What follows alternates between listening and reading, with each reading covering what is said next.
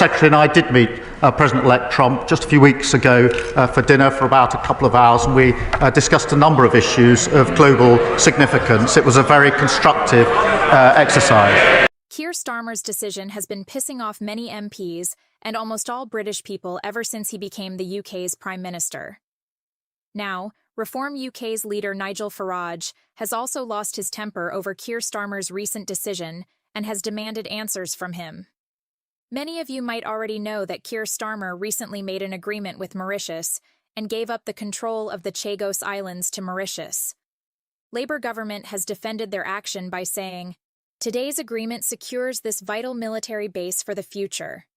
It will strengthen our role in safeguarding global security, shut down any possibility of the..." Keir Starmer, leader of the UK Labour Party, recently faced significant backlash after blocking an attempt by Nigel Farage, the prominent right-wing politician and former leader of UKIP, to pose what he described as explosive questions during a public debate or event. This incident took place in the context of increasing political tensions and scrutiny of both major political parties. The situation unfolded when Farage attempted to ask Starmer about key issues such as Labour's stance on immigration, the European Union, and other hot-button topics related to national sovereignty. However, Starmer's response to Farage's questions was to restrict or avoid engagement, either through refusing to answer directly or by blocking Farage from making such inquiries altogether. This sparked backlash from several political commentators, opposition figures, and sections of the public. Critics accused Starmer of evading difficult questions and stifling open debate. Some saw it as an attempt to protect the Labour Party from uncomfortable scrutiny,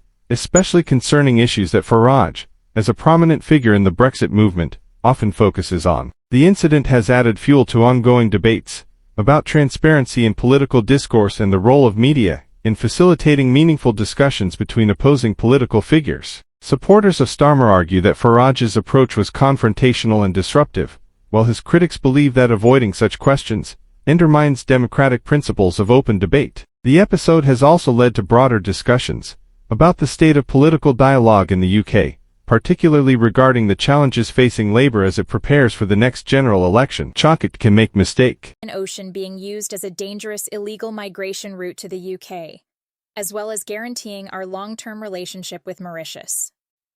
However, Reform UK's leader Nigel Farage isn't happy with Keir Starmer's decision and has now slammed his decision. Recently, Nigel Farage expressed his frustrations on Twitter and wrote, "Parliament must have a debate and a vote on the surrender of the Chagos Islands when it returns on Monday. No government should be able to surrender sovereignty without debate, especially as this was not in the Labour manifesto." Nigel Farage is furious at Keir Starmer since Keir Starmer made such a big decision without consulting with any of the opposition's MPs. Since it's a matter of the country's security and sovereignty, Keir Starmer must have taken the opinion of the public and especially the MPs of the United Kingdom. But he decided to move forward with his own arrogance, which could soon bring more troubles for the United Kingdom. Do you think Keir Starmer is being too stubborn? Comment down your thoughts.